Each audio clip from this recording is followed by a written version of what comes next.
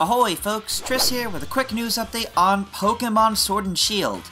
And not really the good kind of news update, because several development builds of the game have been leaked, dated from March 2018, December 2017, and May 2018. That's right, this started last night with just one development build up, and then two more seem to have leaked. Now, originally we didn't know for sure if these are real, but it's basically been confirmed at this point that these are all real leaks. These are indeed 3 different development builds, seemingly debug builds or prototypes of this game, that are now out and about and several people have them. There's a lot of info that can come out from these, such as the fact that there's different mock-up title screens showing different Pokemon that didn't make the cut, as well as different features in general, such as Pokemon Camp and models found in the game that match up with Pokemon that are not in the final game. And they're seemingly picked at random, such as Greninja, Arbok, and Furfrou, meaning they likely didn't plan to cut the Pokemon originally.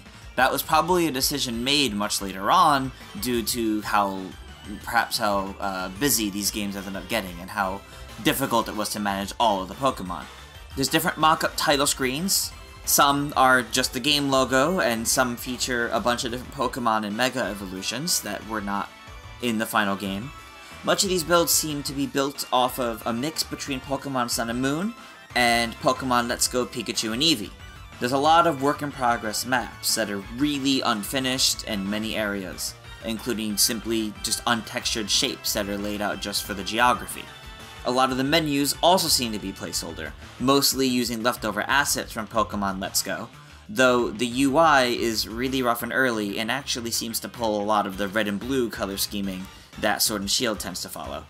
There's some areas of the game that don't even work at all, such as some of the gyms and some of the mines. Entering them either completely crashes the builds or teleports you to different areas.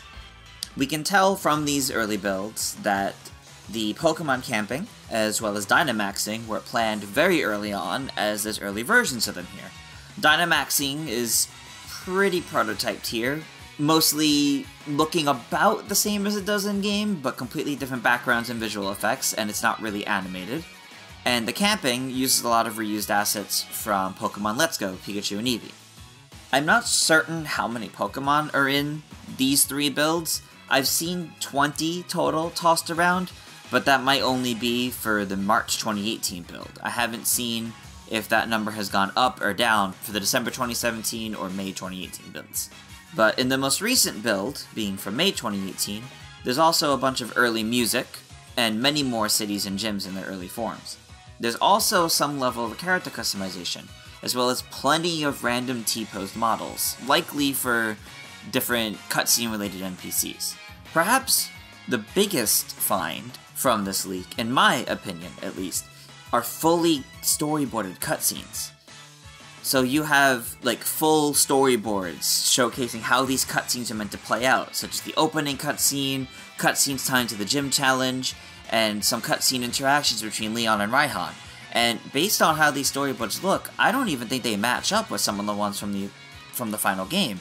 So it seems that there was a lot of development that went into this game. Though it is the first mainline console Pokemon game after all. As a whole, it seems there's still plenty of information coming out on this, so for all I know, by the time I get this video out, there may be even more findings. I'm feeling pretty confident that whoever's leaking out all this information must be going for a speedrun record of getting sued by the Pokemon Company. There is no doubt in my mind that Nintendo and the Pokemon Company are thoroughly trying their best to find whoever is leaking this information, because this is massive. The fact that these are the debug builds and prototype builds of this game from way before it was even announced is an incredibly big deal and quite the security breach, to be honest.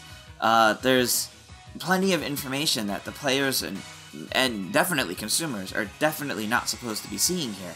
And this is just honestly really crazy. There's really long Twitter threads of people going into this, and we're not showing any of it here, nor are we going to be linking to any of it, just because that's one very quick ticket to getting this video completely flagged and taken down, and we don't want that.